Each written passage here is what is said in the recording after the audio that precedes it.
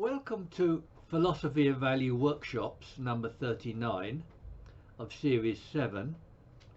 The question for today is it the case that all you need as a principle of life is love? Reading from one of my works, The Pursuit of Value, Chapter 1, Section 10. So in these workshops, I'm asking about fundamental questions or the question of human existence. And I'll give focus to this broad question with the integrative concept of consciousness. I then explicate and attempt to answer questions of consciousness in terms of value. I answer with the principle of an affirmation of or will to value, leading to a certain sufficiency of value. We have recently discussed various criteria and aspects of value like truth and other people. Examples of sufficiencies of value have been moral fortitude, magnanimity and self-esteem. Today we are discussing the idea of love as such a sufficiency of value. Yet this presupposes that love is a mode of value explicable in terms of value. I hope that this argument can be made ostensively in this discussion. Yet there is also a long tradition in the idea that only love is required as a guiding principle of life. This may be unrealistic, especially as a mode of value that has to compete with other modes of value. And more difficultly, love is an archaic notion made up of possibly incompatible concepts. So what is love, and do such problems render it indefinable or even incoherent? To explore this question, we should first consider different forms of love, such as 1. Sexual love, including lust and desire as a physiological response. 2. Romantic love towards another special person as a psychological response. 3. Platonic love of people without sexual or romantic content. And 4. Agapeic love, pure-willed or even sacrificial love, particularly in a religious environment. We should first briefly consider the physiological aspect of love that we'll come back to later. There are undoubtedly different physiological, psychological and other aspects of sexual love that overlap. In my account, I would even want to distinguish an ontological aspect of love as a value state. So this is why we must discriminate between these different kinds of love. Human beings are also animals. We have inherited an array of animal instincts. The most powerful of these are sexual impulses evident in ourselves and in the behaviour of others. An explanation of this behaviour is that reproduction is the most important function of any species. Without reproduction, the species, and indeed life itself, will cease to exist. And such a crucial function cannot be left to the contingencies of social order. Sexual impulses must thereby be embedded within our genes. So the combined influence of physiological and psychological aspects of love should not be underestimated, nor should we underestimate the difficulty of separating out these different aspects.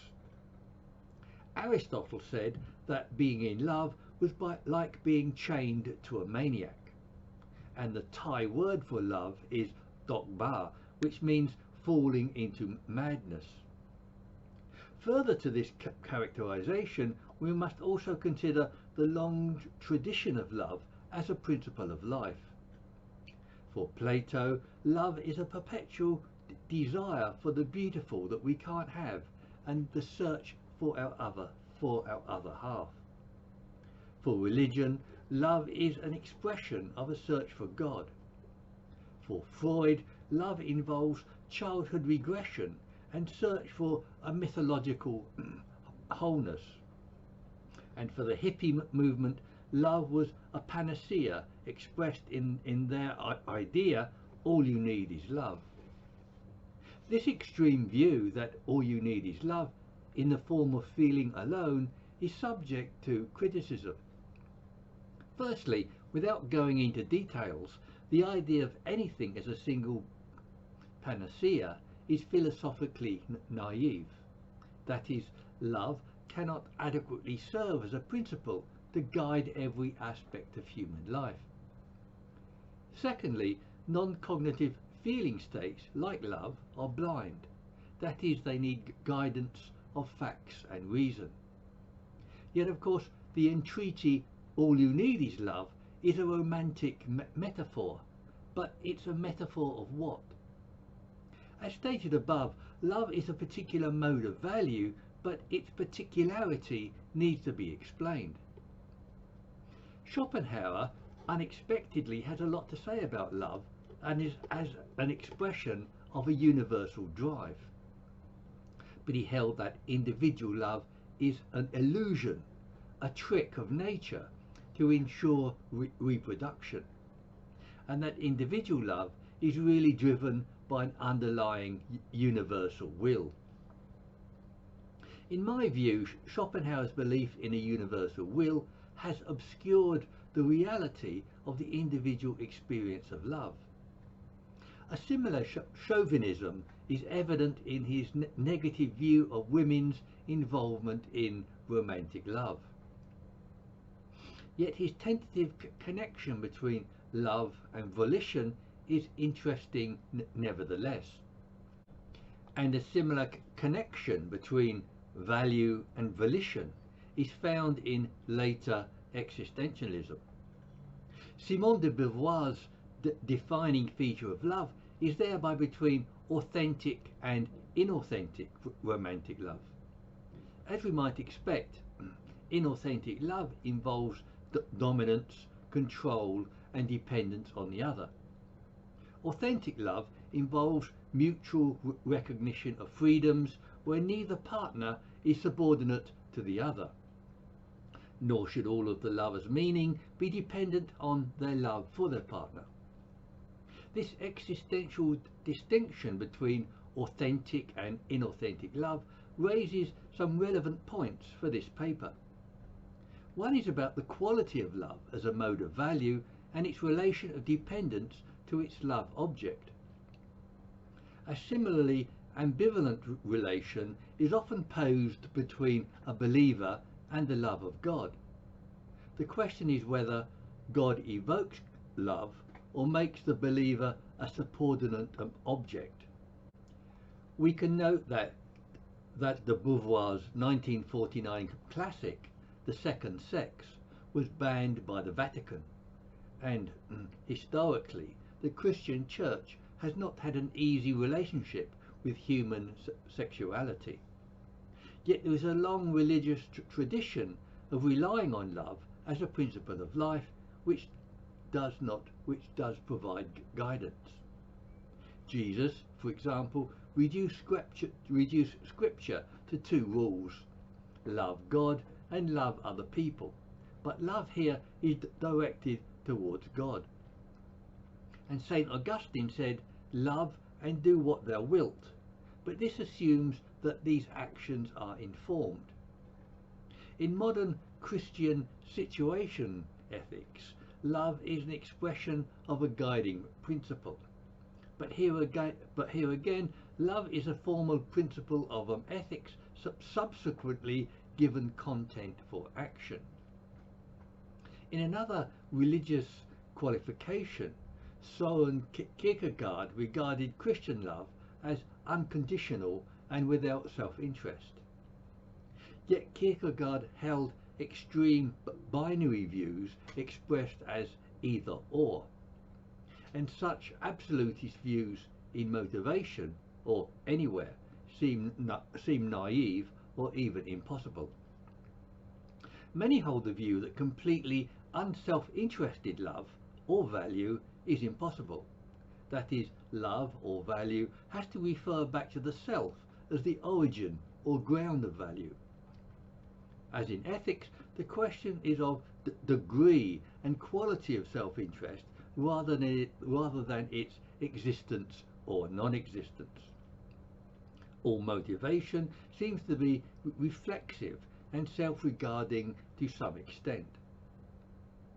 Yet the question of the degree or absence of self-interest is another interesting feature which helps to define love. And here we are beginning to consider the self as one of the objects of love, like God and other people. We are using the word object here as a technical term that doesn't depreciate people as objects. Yet the idea of an object of love broaches the idea that love is volitional or something that is willed. The idea of love as volitional is prevalent in Christian, rationalist and even existentialist thought. And in phenomenology, volition implies intentionality towards objects. And we can consider here whether love can be defined by its objects. That is, whether love can only be properly directed towards persons such as people, God, or oneself. But Plato saw love as an appreciation of and search for the good and the beautiful. Yet this seems to be naive, unrealistic, or simply mistaken. We often fall in love with the bad and the ugly, or because of people's flaws and weaknesses.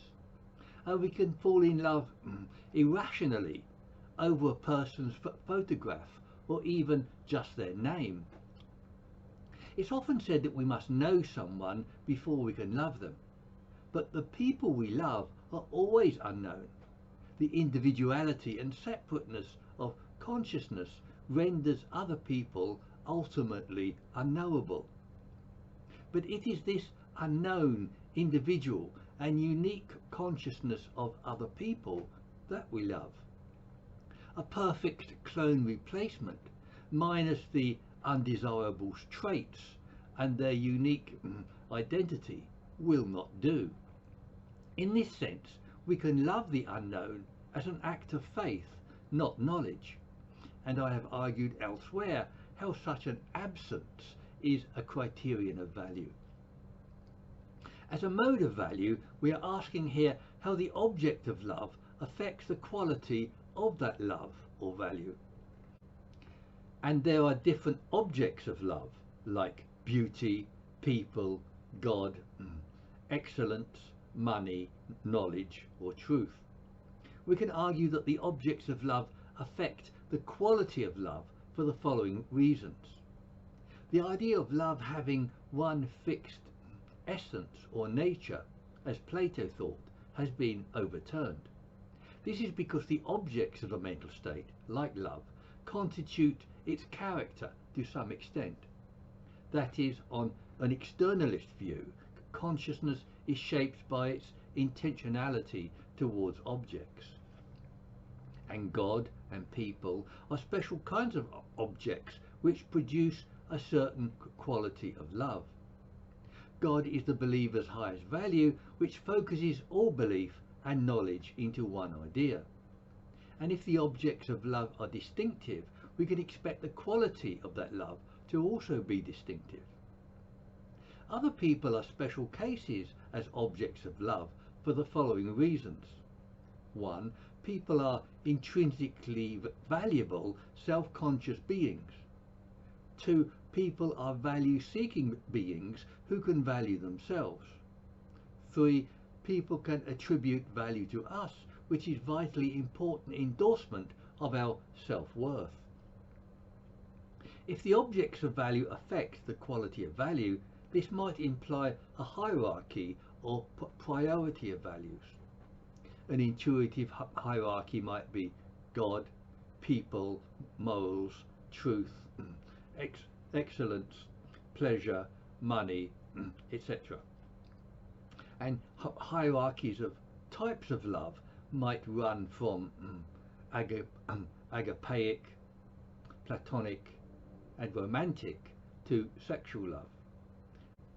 But as I believe in neither God nor hierarchies, the above is for illustrative purposes only. Yet agapeic, altruistic or self-sacrificial love is often contrasted to self-interest with oneself as the object of value. Kierkegaard, religious and even moderns like Iris Murdoch prioritize altruistic and self-sacrificial love. Self-interest, self-love and self-value are widely denigrated as egoistic. But as previously noted, this depends on the quality of that interest and the concept of the self. Yet David Hume describes self-value as depraved egoism, like Kierkegaard, Murdoch and some religious. Simon Blackburn's book, subtitled The Uses and Abuses of Self-Love, underlines this negative aspect. Blackburn warns of self-love as self-absorption, arrogance, vanity, disdain and godlike self-sufficiency. Yet he distinguishes hubris and narcissistic personality disorders from real self-esteem.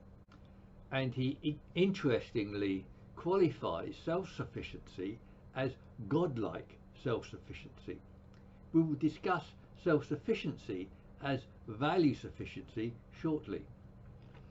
Blackburn also comments on Rousseau's distinction between amour de soi and amour propre. Amour de soi translates literally as self-love, and amour propre translates as own love or self-respect. Blackburn tells us that amour de soi stands for honest self-interest, and that amour propre is essentially comparative and relational. We could compare these attitudes with self-esteem and social esteem, and we could further make another comparison with dignity and honour, where honour is only socially contingent. Yet we needn't endorse either of these states of honest self-interest and a comparative value with others. Rousseau was a rationalist, but I prefer a virtue theory view of love, of self-love as disposition. I will say more about this shortly. But Blackburn has a different view that he clarifies by saying, self-esteem is not a single warm bath with a single temperature measure. He goes on to say that it is at best an aggregate of a whole different raft of specific valuations of one's own abilities, achievements, talents or capacities. I disagree. As a disposition, self-love or self-value can colour or light up all of one's other states or dispositions. That is, in my view, and often on an existentialist view, mental states aren't isolated from each other, but that all mental states are related to each other, amounting to a whole or ambient disposition. Moreover, self-esteem can refer to one's recognition and experience of oneself as an intrinsically valuable being, and this does not entirely depend on particular abilities or talents, as Blackburn implies. With this conception of self-love, we can return to other references to self-love. Even Scripture commands us to love ourselves.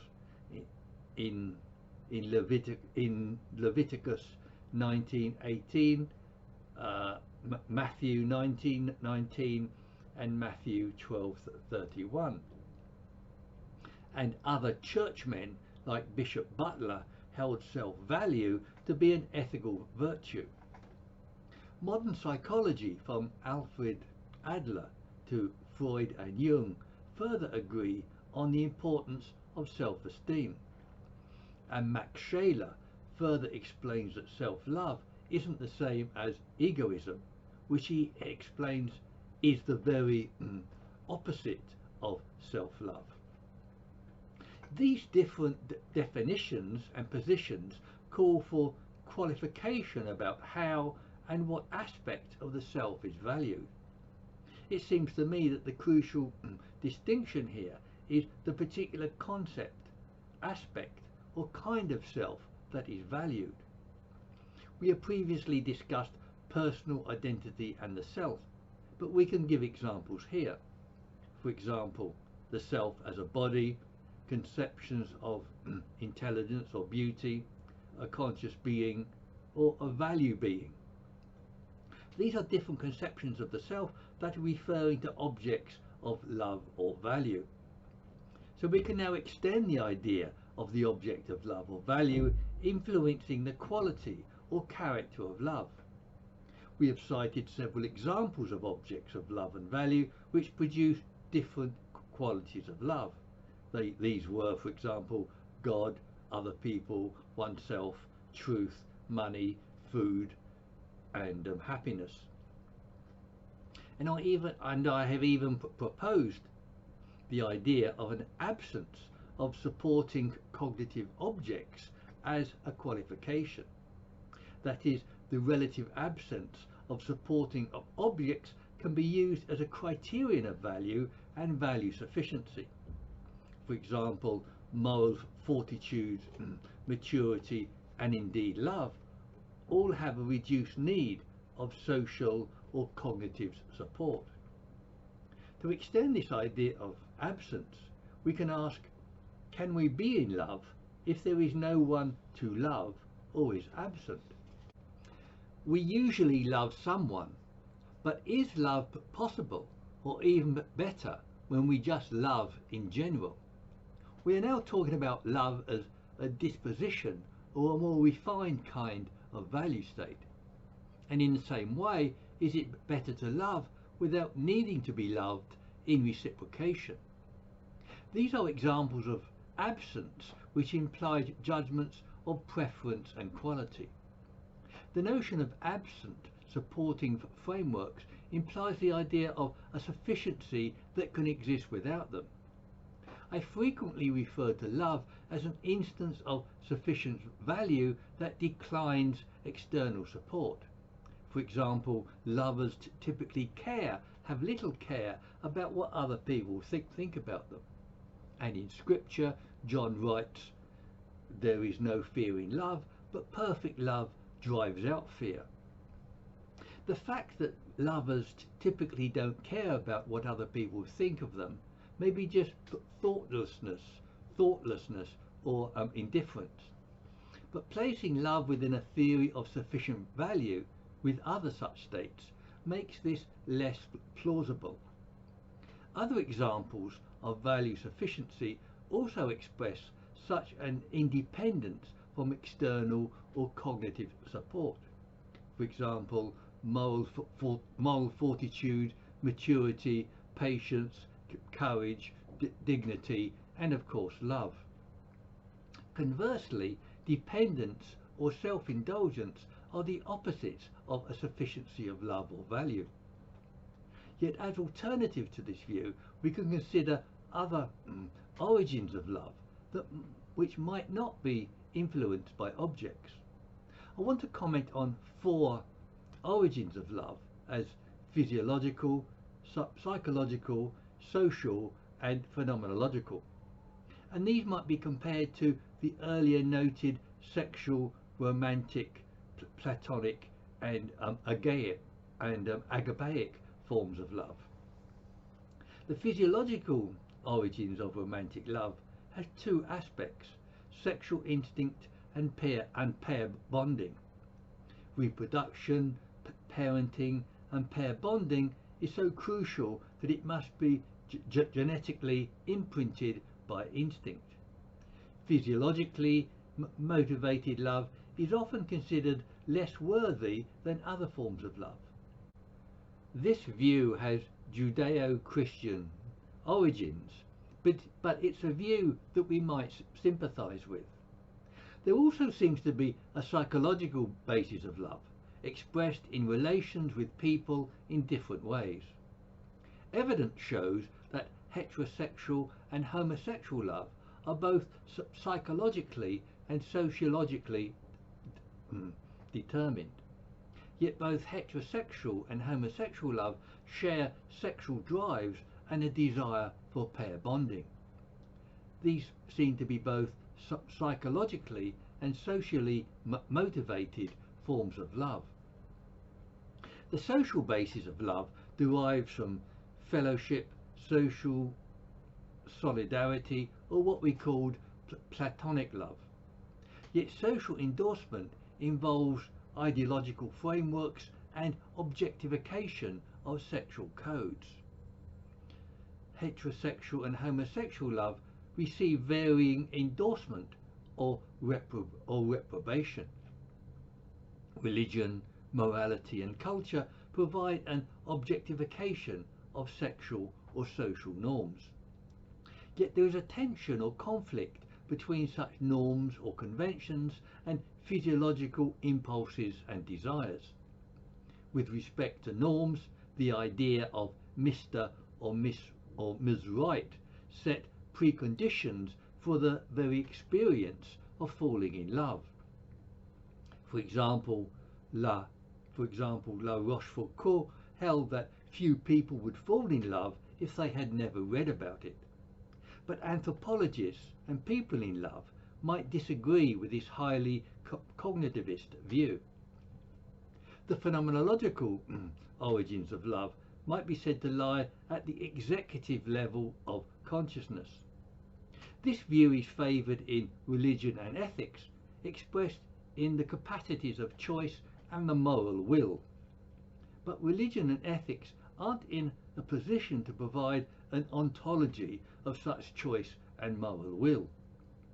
This is why I advocate a structural account of consciousness and value, but that isn't the topic of discussion today.